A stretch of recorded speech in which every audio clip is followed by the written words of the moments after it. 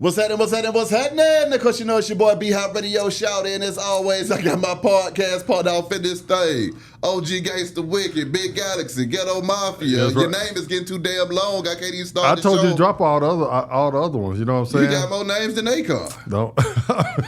No, Diddy. Oh, Diddy and Akon put together. You know, but no, Wick. On a real note, though, man. They're saying that Boosie was just picked up by the feds yesterday, and that was right after he had beat his state gun charges, man. They said second he walked out of court after the case was dismissed, the feds picked him up. What were your thoughts on that, man? Because that's just crazy right there. Well, I have two thoughts. One good thing, there's always a silver lining. Okay. And I'm going to tell you what the silver lining is. What?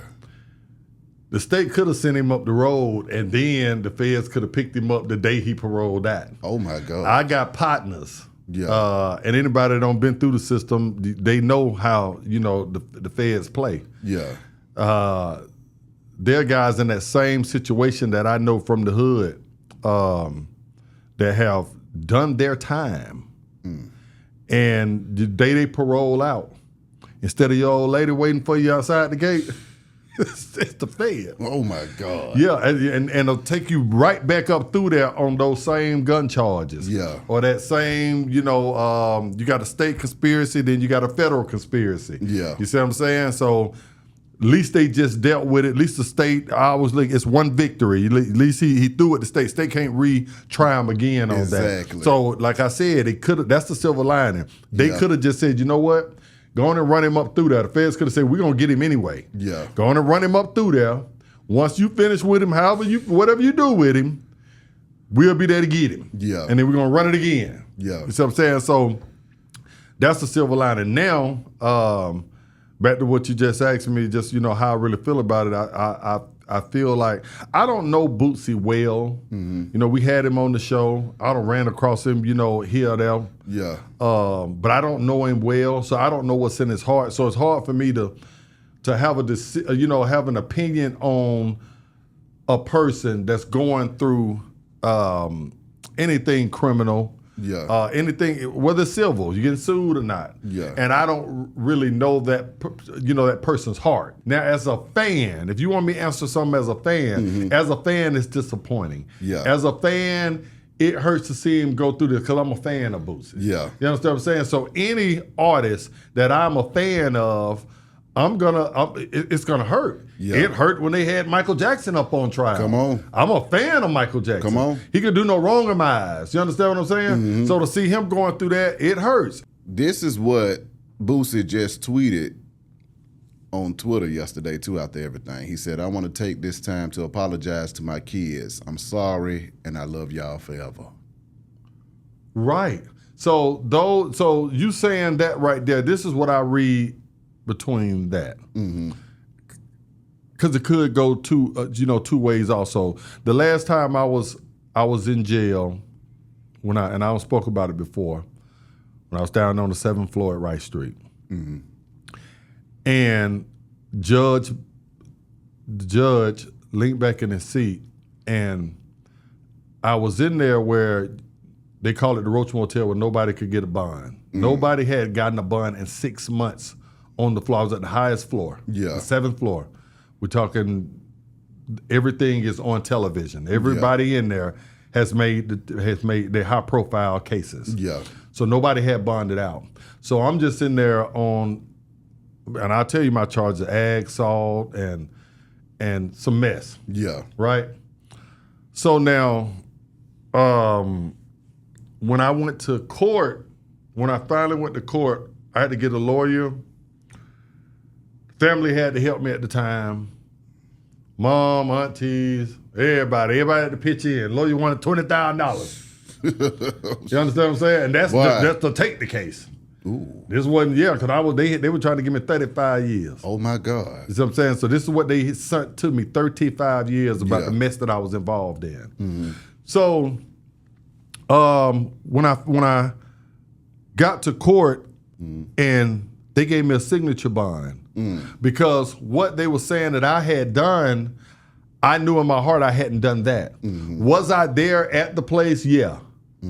But did I do what they say I did? And I was all trumped up stuff. My point, to go back to what you just said, was this here about the tweet.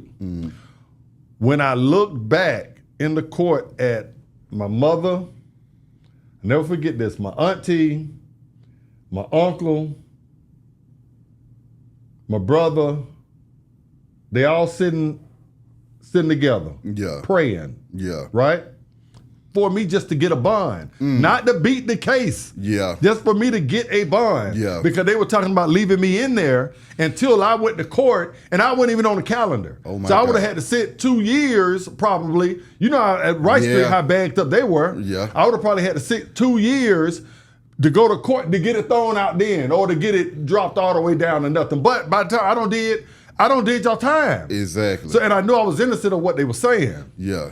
So when that man leaned back in his chair and said, I looked at this case and a lot of stuff just don't add up. I went from thinking I'm gonna have to go in there and all of a sudden, okay, we don't have to pay this lawyer to get me this hearing. Now I have to pay to get out. Yeah.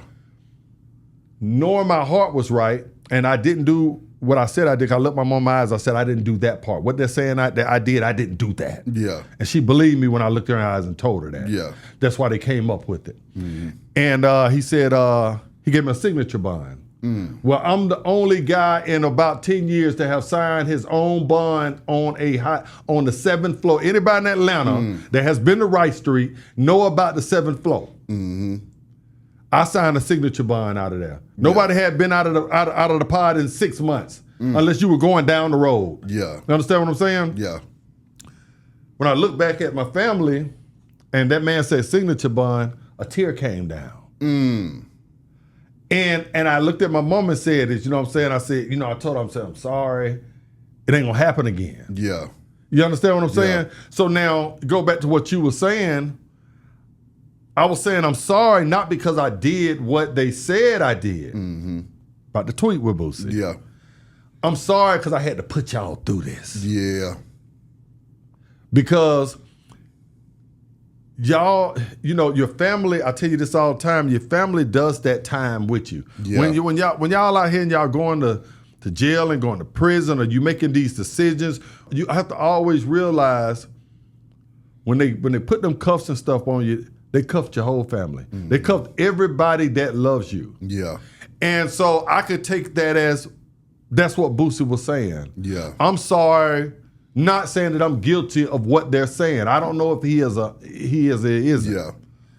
But maybe he's just saying, I'm sorry for y'all having to do this with me. Y'all having to see this. Yeah. Y'all having to go through this with me. That's what I took from the tweet. Do you feel like Boosie will be able to beat this situation with the feds and get back to normal again? I don't know, because I don't know the particulars of the charge. Now, what I have heard, I've never been in trouble with the feds. Yeah. My stuff was always state. Yeah. And luckily, like I said, I had so many good OGs around me. I think we have lost that. Yeah. The OGs that were around me, I'm talking about, I was running with the Robin Crews, the Dope Boys. But they always say, you got to gift the rapper, you got to gift the gab. Yeah. Young niggas, sit down. Yeah. We got this. You concentrate on this to try to get us all, give us something to live for in the future. Get us out of the hood. Yeah. We got this. You ain't no robber. Sit down. Yeah. With Boosie, I don't know what he did or what he didn't do. Is he guilty by association in something? Is he really being framed? I wasn't there, so I don't really know. But I do know that his family is just as stressed out about all this as he is. I mean, the man he has young kids. It's just sad all the way around. It's sad for the whole hip hop industry because it's always us. It's always us. Our legends.